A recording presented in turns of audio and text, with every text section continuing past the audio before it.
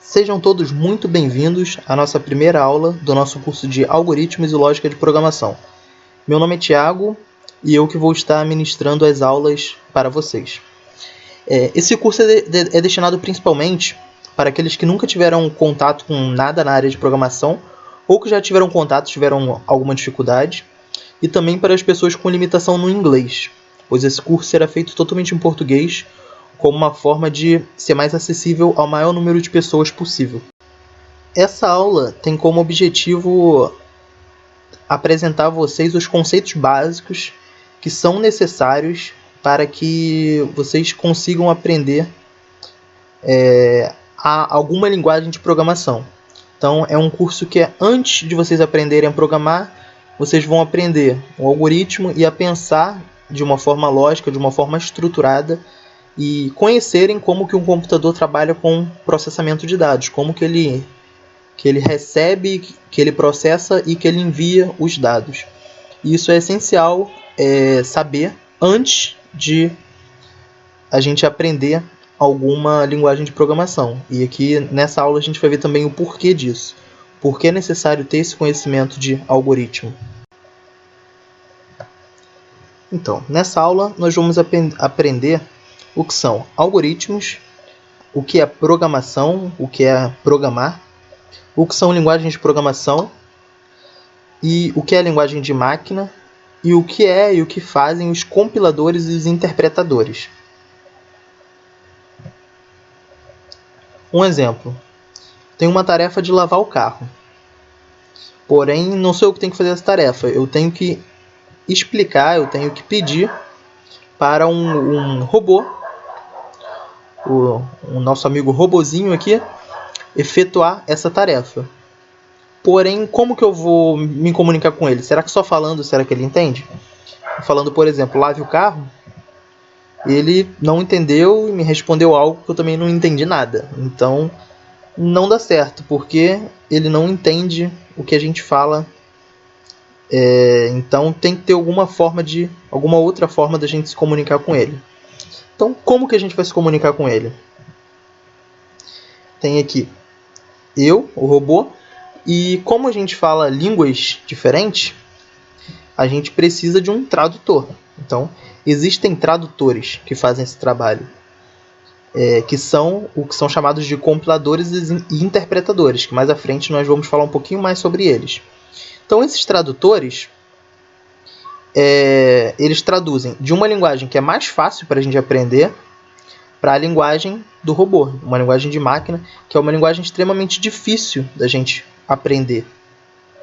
E também não é viável trabalhar nessa linguagem.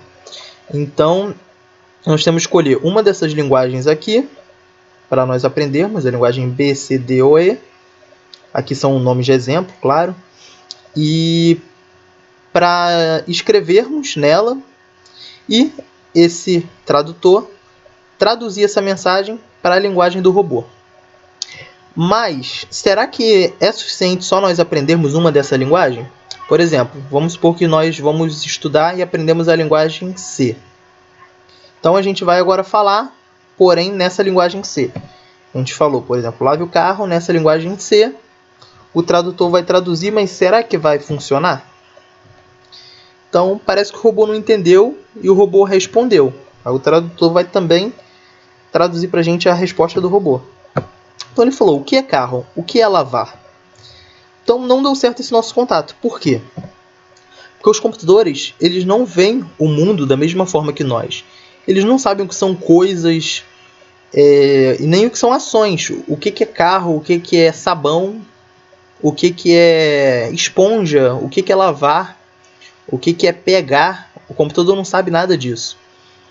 Então, nós temos que, antes de nós aprendermos uma linguagem que possa ser traduzida para a linguagem do computador, que é a linguagem de máquina, nós precisamos saber como pedir a ele. Então, nós precisamos saber como construir esse passo a passo, como está aqui, para resolver um problema. E construir esse passo a passo em uma lógica, em uma estrutura que o computador possa entender e realizar. Porque não adianta a gente saber uma linguagem que possa ser traduzida para a linguagem do computador, que são as linguagens de programação, mas sem antes saber como construir esse passo a passo para nós darmos esse passo a passo para o robô, que é só assim que ele consegue entender e executar o que a gente pediu. E é exatamente isso que é o algoritmo. É o passo a passo que deve ser feito para resolver um problema. Aqui vamos dar um exemplo desse algoritmo, lavar carro em uma linguagem natural, que é a linguagem que nós estamos acostumados, que é comum a nós no dia a dia. Por exemplo, primeiro passo, verifique se o carro está limpo. Se já estiver limpo, avise que já estava limpo. Se não estiver limpo, misture a água com sabão. Molhe o esfregão nessa mistura. Esfregue o carro com o esfregão. Enxague o carro com água. Avise que está limpo. E aí a gente finalizou. Aqui a gente tem um algoritmo na nossa linguagem natural. Mas para transformar em algo mais próximo, mais acessível do computador, em algo que o computador consiga compreender e executar, ela não é o ideal. Essa linguagem natural é muito bom para a gente se comunicar entre nós, duas pessoas, passar o passo a passo para a realização de uma coisa entre duas pessoas. Isso é interessante. Um exemplo de algoritmo em linguagem natural são as receitas culinárias, por exemplo. Tem uma lista de ingredientes. Depois dessa lista de ingredientes, tem o passo a passo que você deve realizar com cada ingrediente até a receita ficar pronta. É um dos maiores exemplos de algoritmo em linguagem natural. Então, no nosso dia a dia, nós podemos fazer algoritmo de tudo no nosso dia a dia. É só separar cada coisa que nós fazemos, que para a gente, às vezes, é muito instintiva. Se a gente separar isso em mini tarefas, em mini passos, a gente vai ver que é muita coisa. Por exemplo, a gente fazer uma comida.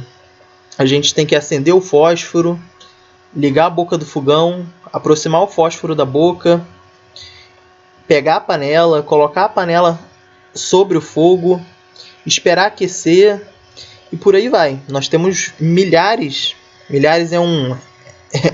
é um exagero muito grande, mas nós temos vários passos em cada tarefa que nós realizamos no nosso dia a dia.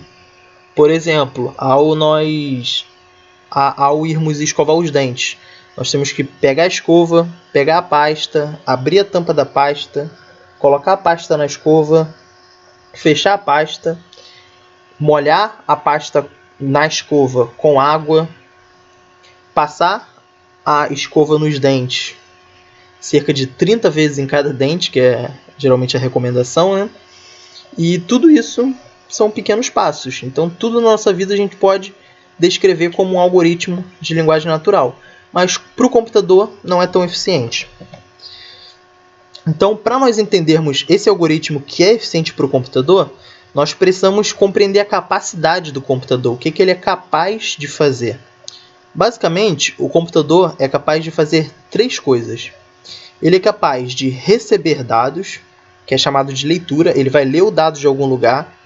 Essa leitura pode ser tanto do teclado, um usuário digitando envia, quanto de leitura de um pendrive, pode ser leitura de um arquivo, pode ser leitura de um site que está na internet. Essa leitura de dados pode vir de diversas formas. Depois, ele faz operações com esses dados que ele leu. E essas operações podem ser operações matemáticas, podem ser condições que ele vai verificar se são atendidas para executar uma coisa ou outra. Podem ser um processo que ele vai executar várias vezes, um número finito de vezes, até terminar esse número de vezes executadas. Pode ser um processo que ele vai executar várias vezes até que uma condição seja satisfeita.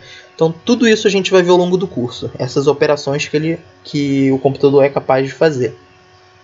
E essas operações são chamadas de processamento de dados. E, por fim, ele faz o envio de dados, que é chamado de escrita. O envio de dados também pode ser ser feito de várias formas. Pode ser feito, por exemplo, pelo monitor. Quando a gente vê um texto, ou uma imagem, um arquivo, o que for, isso tudo é escrita de dados. Quando a gente ouve um som, o computador emite um som, isso é uma escrita de dados também. Ele é uma forma do computador enviar dados para nós. Então, um bip, por exemplo, é uma escrita de dados.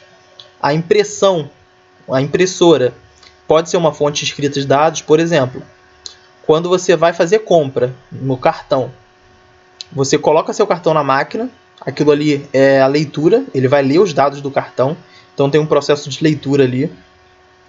Tem um processamento, ele vai verificar se seu cartão tem saldo, vai verificar se a função está correta, se é débito, se é crédito, se a função está exata. Vai verificar... Depois você vai digitar a senha. É mais uma leitura de dados, vai ler os dados novamente. E depois ele vai processar de novo, vai verificar se aquela senha está correta. Depois verificar se o banco autoriza a transação.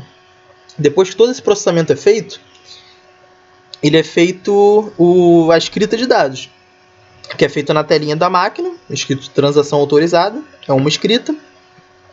Outra escrita também é a emissão da nota, também é uma escrita de dados, é uma forma do computador enviar dados para nós, seres humanos.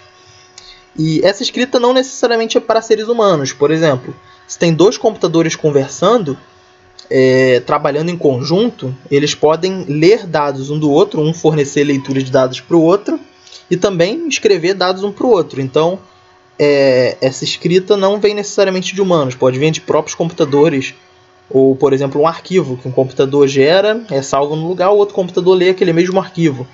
Então, leitura é essa entrada de dados num computador e a escrita é a saída de dados de um computador. A gente vai ter uma aula específica para falar sobre cada um dessas funcionalidades do computador também. E essa forma estruturada, baseada em leitura, processamento e escrita, é chamada de pseudocódigo. E essa forma que a gente vai ver durante o curso e vai estar utilizando para escrever os nossos algoritmos, porque essa é a forma mais próxima de uma linguagem de programação. Então aqui nós vamos ver agora o exemplo daquele mesmo algoritmo, só que agora escrito em um pseudocódigo bem simples. E esse pseudocódigo nós vamos usar posteriormente no curso para nós irmos aprimorando ele conforme o nosso aprendizado, até que no final do curso vai ter um pseudocódigo perto da perfeição.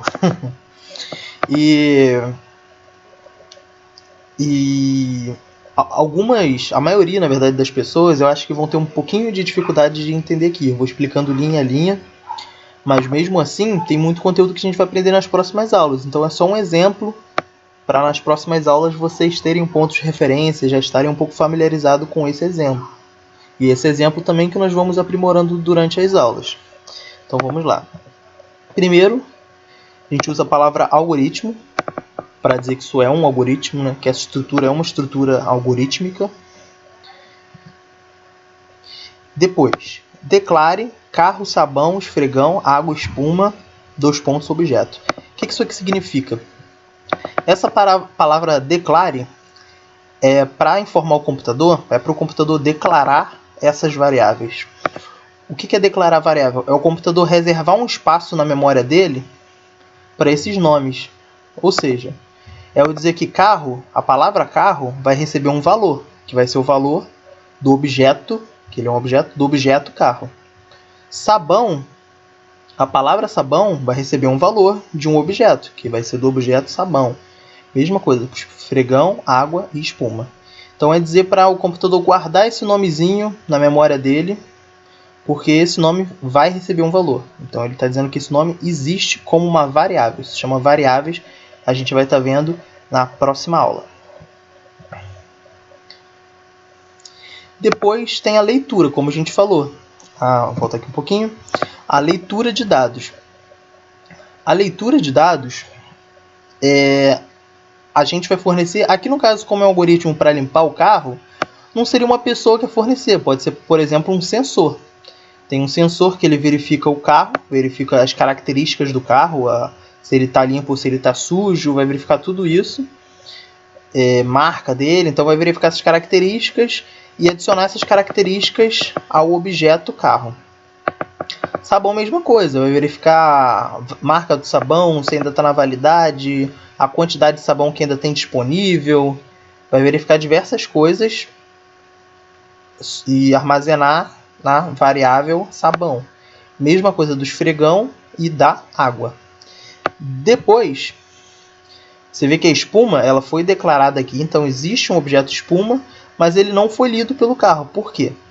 Porque a espuma ela não é lida diretamente, ela necessita de um processamento. A espuma é o processamento da água com sabão, ou seja, é uma ação. É realizada a ação misturar. Nessa ação misturar está envolvida a água e o sabão. Isso aqui é chamado de função, a gente vai ver futuramente também. Isso aqui, essa ação tem que estar definida em alguma outra parte do nosso código. Então, o que é misturar? Como a gente falou, o computador não sabe o que são ações, o que é misturar. Então, tem que ter uma outra parte do código, um local que explique, que fale passo a passo o que essa função faz. E aqui a gente está só chamando ela, está falando que a espuma é a função de misturar, é a execução da função misturar duas coisas, que é água e sabão. Depois, a gente vai estar realizando uma outra função. Você vê que aqui, ó, a espuma vai ser isso aqui, ou seja, o resultado dessa função vai ser o conteúdo da espuma. Então, o resultado disso aqui vai ser o conteúdo da espuma. Aqui, a gente não está atribuindo a nada, não tem uma variável aqui dizendo que é igual a molhar. Porque isso aqui ele não vai retornar nada, ele vai só executar, vai só fazer. Aqui, em cima, na mistura, vai fazer e vai gerar um retorno, vai gerar essa mistura, que é a espuma. Aqui no caso não vai gerar nada, vai só fazer, é só uma ação sem retorno. E aqui molhar, no caso.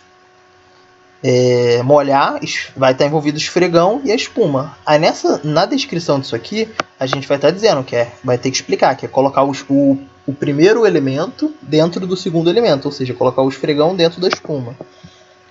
Opa, passa muito. Mesma coisa esfregar, tem duas coisas envolvidas na função, na ação esfregar, o esfregão e o carro. Aí na descrição disso aqui, a gente vai ter que falar que é passar o esfregão no carro. Depois tem a função enxaguar, que está envolvido carro e água, é a mesma coisa. Vai ter que falar que tem que jogar água no carro aqui, na descrição dessa função aqui, dessa ação. E no final, escrever a escrita, tem a leitura, o processamento e a escrita. A escrita dizendo que o carro foi limpo. E aí a gente tem o resultado final do nosso pequeno algoritmo. E aí, fim algoritmo, que é uma palavra para indicar que o algoritmo começa aqui e termina aqui. Vocês podem reparar que tem um espaço aqui nesse bloco. Por quê? Isso aqui na programação se chama indentação. Embora a maioria das linguagens isso não faz diferença. Em algumas faz, mas na maioria não. Se eu colocar colado aqui, não vai dar problema nenhum. Porém, é muito recomendado que fique esse espaço. Por quê? Porque assim nosso algoritmo, nosso pseudocódigo e nosso código também, nas linguagens também, é extremamente importante deixar esse espaço, essa indentação, porque o nosso código fica mais legível. Então, se a gente precisar alterar ele, pegar ele para ler, é fácil perceber que isso aqui, esse bloco aqui, pertence ao algoritmo. Se aqui tiver algum outro bloco de pertencimento, vai mostrar que um bloco pertence ao outro de cima. Então, a gente dá para ver o que está dentro de quê, uma certa hierarquia, do mais exterior para o mais interior, ou vice-versa. Então, é importante ter essa indentação. Agora nós vamos falar um pouquinho sobre o programa, o software, que a gente vai usar durante o curso. Primeiro é importante lembrar que o software que a gente vai usar para escrever os nossos algoritmos, né?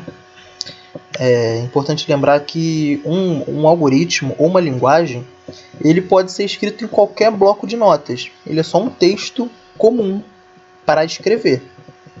Então, se você fizer naquele bloquinho de notas do Windows, ou do Mac, ou do Linux, todos vêm com aquele bloquinho de nota, e salvar com ponto. Na hora de você salvar, em vez de salvar no padrão, no ponto .txt, você salvar com ponto e a sigla da linguagem. Cada linguagem tem um tipo de arquivo diferente. Mas se você salvar com aquele ponto e aquele arquivo, aquela sigla, e depois traduzir, né, que na verdade a gente chama, aqui eu chamei de traduzir para explicar para vocês, mas a gente chama de compilar, no processo de compilação, ou no processo de interpretação.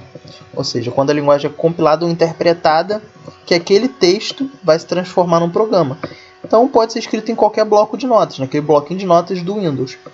Porém, não é muito indicado, porque tem muitos outros editores de texto que fornecem para a gente muitas funcionalidades. O VS Code, que é esse aqui que está aberto, é um deles. É um editor de texto gratuito e de código aberto. O link vai estar na descrição desse vídeo. Ele é da Microsoft, mas é gratuito, código aberto. E eles fornecem muitas funcionalidades que nos ajudam a trabalhar com programação. Então esse VS Code é um dos editores que são feitos para programação. Tem diversos outros, mas eu particularmente uso ele, gosto muito dele, porque ele tem como aprimorar, adicionar funcionalidades a ele também, e ele por si só já é bem completo. Enfim, então vou deixar o download aqui na descrição, e aqui eu vou falar para vocês sobre a estrutura de um pseudocódigo. Por um pseudocódigo não ser uma linguagem, ou seja, isso que a gente escrever é para organizar logicamente cada passo para isso ser transformado numa linguagem, mas não é uma linguagem. Então, como isso não é uma linguagem, isso não vai ser transformado em um programa. Isso vai ser reescrito como uma linguagem e depois essa linguagem vai ser transformada em algum programa. Então, é algo que é feito antes de você programar o algoritmo. Então, ele não vai ser executado. Por ele não ser executado, ele não tem uma padronização universal. A gente, por exemplo, está no Brasil, vai escrever um algoritmo em português. Uma pessoa do Japão vai escrever em japonês. Uma pessoa dos Estados Unidos vai escrever em inglês. O algoritmo pode ser o mesmo, só que vai estar escrito de formas diferentes.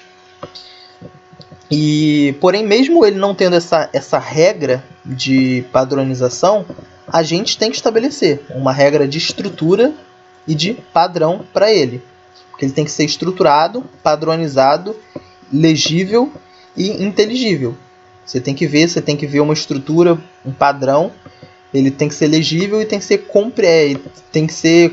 compreendível, né? Tem que ser possível compreender, inteligir o determinado algoritmo.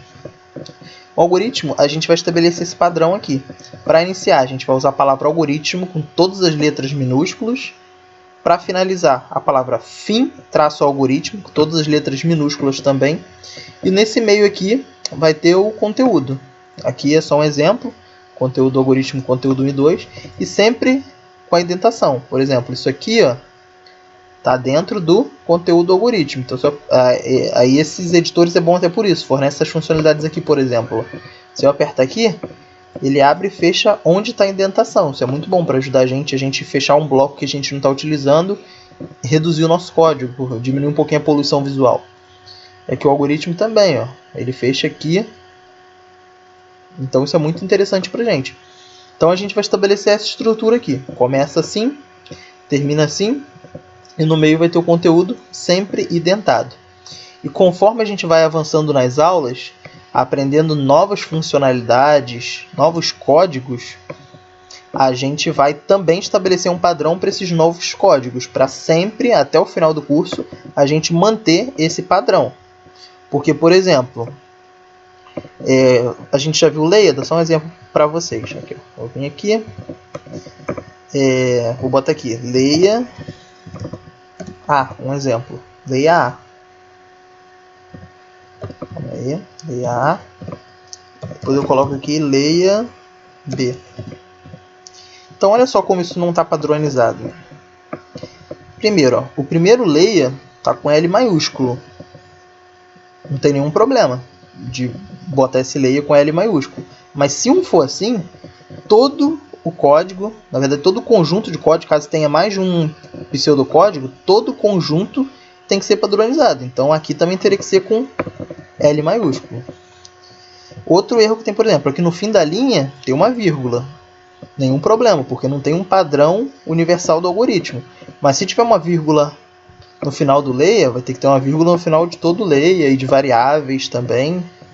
Então, a gente não vai utilizar essas vírgulas e vai usar o layer com L minúsculo. Mas conforme a gente for vendo, a gente vai estabelecendo os outros padrões. Então, vai ser assim. Essa vai ser a leitura. Então, isso aqui vai ser a leitura do... Assim vai funcionar a leitura, que a gente vai ver mais à frente também, com mais detalhes sobre tudo isso. Então, isso aqui que eu falo para vocês sobre essa estrutura. Vamos voltar agora para o nosso conteúdo. Voltando aqui agora para o nosso exemplo de algoritmo. E aqui nós temos quase um exemplo completo de algoritmo. Por que não está completo? Porque está muito simples, na realidade não seria assim. Como a gente viu, a gente vai ter que verificar se o carro está sujo antes de lavar ele. Não faz sentido lavar se ele estiver limpo.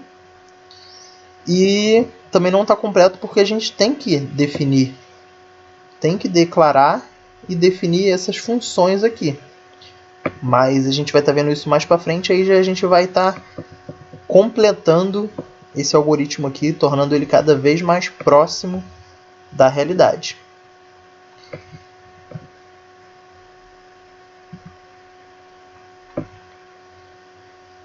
Então, o que é programação?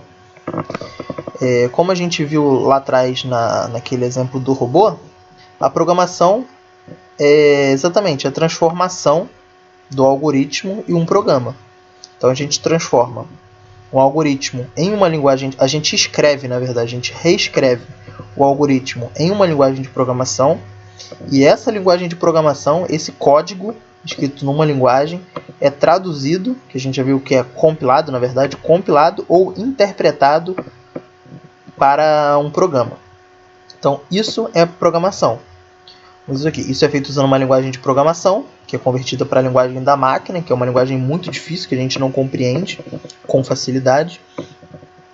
E também é possível escrever algoritmos diretamente em linguagem da máquina, porém, como é extremamente complexo, difícil e demorado, não é viável para a gente desenvolver nossos projetos. Demoraria muito tempo, com uma forma que a tecnologia iria parar de avançar. Devido a tanto tempo, a gente não teria os programas tão complexos que a gente tem hoje.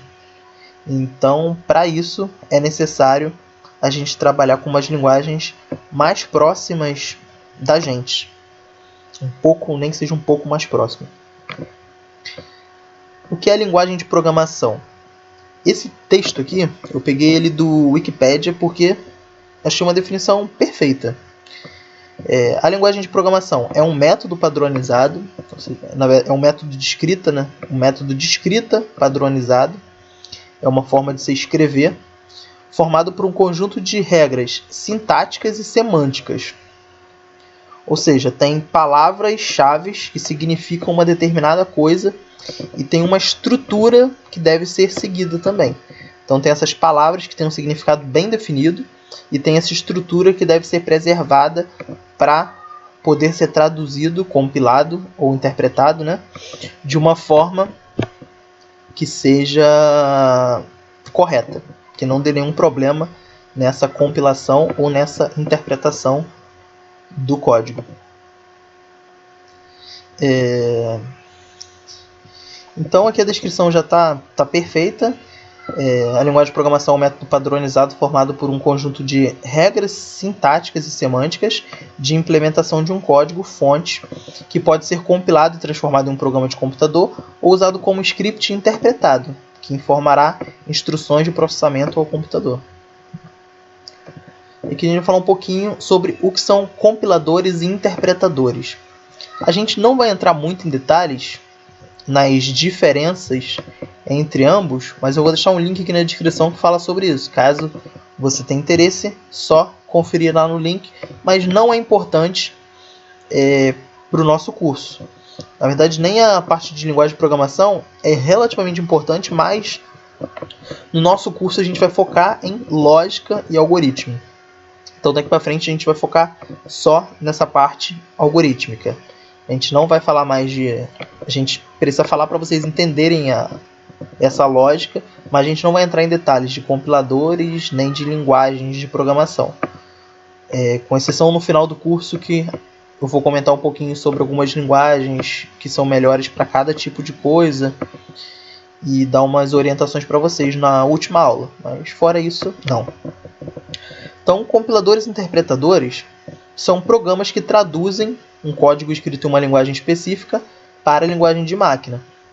Cada linguagem tem um compilador ou interpretador específico dela.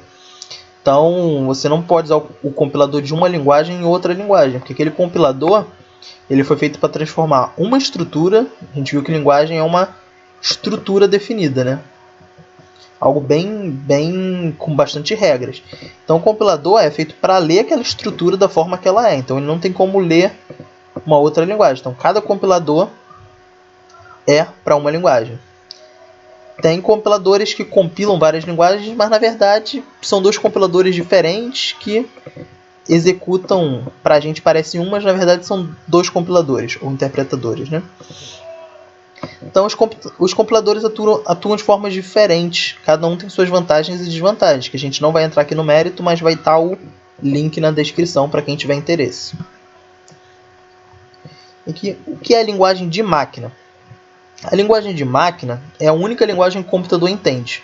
Como a gente viu naquele robozinho lá no início, falando um monte de 0 e 1, é isso que ele compreende. É só 0 e 1. Isso é uma linguagem matemática, porém é diferente da matemática que nós usamos no nosso dia a dia.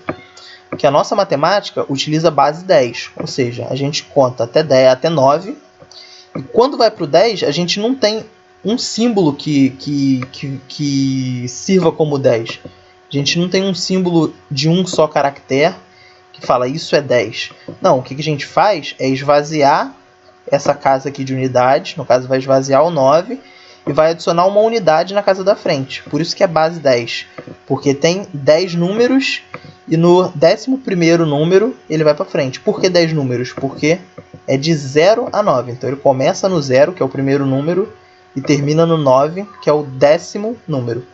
Então, no 11º número, que é o número 10, ele vai zerar a casa aqui de unidades e preencher a casa das dezenas, e assim em diante. O computador não é assim, ele utiliza binário, que é base 2.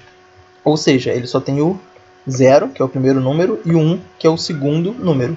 Quando chega no terceiro número, ele vai esvaziar essa casinha aqui das unidades e ir para a casa das dezenas, que na verdade não é dezenas, né? É a casa adjacente, a casa ao lado, que dezenas é porque é a base 10. Como aqui não é base 10, não se chama dezenas.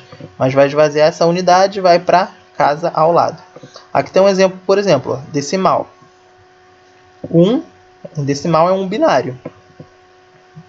2 em decimal é um 0 binário. Por quê? Porque aqui já está cheio, ele não existe o 2. Então ele tem que zerar essa casa. Quando adiciona uma unidade aqui, ele zera essa casa e vai para uma unidade à frente. Semelhante quando vai do 9 para o 10. Então aqui vai zerar a casa e vai 1 para frente. Aí adiciona mais um aqui. 3.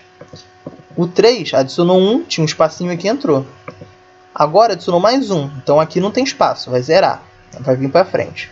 Aqui também não tem espaço. Vai zerar, vai vir para mais uma casa aqui na frente. Vai ficar 1, 0, 0. E assim vai. Adiciona mais um aqui. Adiciona 1, zerou porque aqui já encheu. E assim vai indo até chegar no número que a gente quer. E aqui, no caso 10, é 1, 0, 1, 0. Então isso é a linguagem de máquina. A linguagem que o computador entende. E isso é o que produz tudo que a gente vê. Cores, sons, o mexer do mouse, um clique numa tecla do teclado, tudo isso o computador entende como uns e zeros. O computador não vê nada além disso. E isso é traduzido, quando a gente clica no botão do teclado, é traduzido para ele, para 1 e 0, para ele entender o que é aquele clique no teclado. E também quando ele produz um monte de 1 e 0, e a tela, por exemplo, o monitor transforma aquilo em luz, em cores para a gente ver, em textos, transforma em coisas visíveis, compreensíveis para nós. E esses zeros e uns, por que é só 0 e 1? Porque ele tem uma limitação de... A gente tem como contar até 9, mas ele não tem uma forma de contar 9 coisas diferentes para distinguir. Ele só tem como distinguir 2 coisas, que geralmente é sem energia, que é o 0, ou com energia. Ou seja, ele fica contando. Ele conta, por exemplo, a cada 1 segundo. É muito mais rápido que isso, mas vamos dar um exemplo. A cada 1 segundo, ele verifica se ele recebeu energia ou não.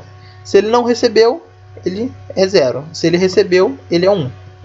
Isso aí vai somando e vai criando um monte de zeros e uns que vai ter um significado, que vai significar alguma coisa. E isso forma uma informação que é transformada para a gente em uma informação legível para a gente. E aqui, no caso no computador, é sem energia e com energia. No caso da internet, às vezes é pulsos, ou um pulso ou sem pulso. Então, ou uma alta frequência ou uma baixa frequência. São sempre, por isso que chama binário, porque são duas coisas diferentes que significam ou 0 ou 1. Aí, por exemplo, antigamente na internet ótica, que andava na fibra ótica, era um pulso de luz. Era ou com luz ou sem luz. Representava 1 ou 0. Então sempre vai ter duas condições que no computador ele vai identificar aquilo, vai ter um sensor que identifica aquelas duas condições distintas como 1 ou como 0. Isso é a linguagem que o computador entende. Qualquer dúvida, vocês podem entrar em contato pelo e-mail, WhatsApp, Facebook ou pelo site. O e-mail e o site não vão estar funcionando nessa semana, então nessa semana em específico eles não vão estar funcionando porque está em manutenção. Porém, na próxima semana já vai voltar ao normal e essa semana vocês podem mandar uma mensagem pela página do Facebook ou pelo WhatsApp. E tem uma tarefa também, os desafios para fazer essa semana, para vocês tentarem fazer essa semana, para a gente resolver junto no início da aula da semana que vem. Então, no início da aula da semana que vem, a gente vai, antes de começar a aula, resolver esses exercícios. Então, esses exercícios são criar um algoritmo em linguagem natural. Linguagem natural, lembrando que é a linguagem comum do nosso dia a dia. Tipo receita de bolo, receita culinária. Então, a gente vai fazer tipo uma receita, só que das coisas que estão aqui. Que é limpar a casa, um algoritmo para limpar a casa. Um algoritmo para fazer compras no mercado utilizando um cartão de crédito. Um algoritmo para ir até o trabalho de ônibus e ir até o trabalho de carro. Lembrando que com a pandemia, isso aqui pode ficar bem diferente de um algoritmo que seria num dia normal. Por exemplo, fazer compras no mercado, a gente tem que adicionar nesse algoritmo higienização das mãos, uso de máscaras, evitar contato muito próximo com pessoas, evitar muita aglomeração. Então pode adicionar várias coisas devido a esse contexto de pandemia.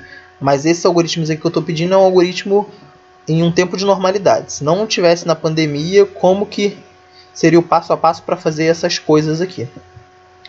E espero que vocês tenham gostado da aula, espero que vocês tenham entendido bem. Qualquer dúvida podem entrar em contato, que está na página anterior e também vai estar na descrição. E espero que vocês consigam resolver esses desafios aí da semana. E na próxima aula a gente se vê, vamos corrigir esses desafios e dar continuidade ao nosso curso. Muito obrigado mesmo por assistir. Caso não tenha se inscrito, se inscreve aí para ficar por dentro tanto desse curso quanto dos próximos que vão estar saindo. Pode curtir a página do Facebook também lá, se puder, para ajudar. E até a próxima semana. Valeu!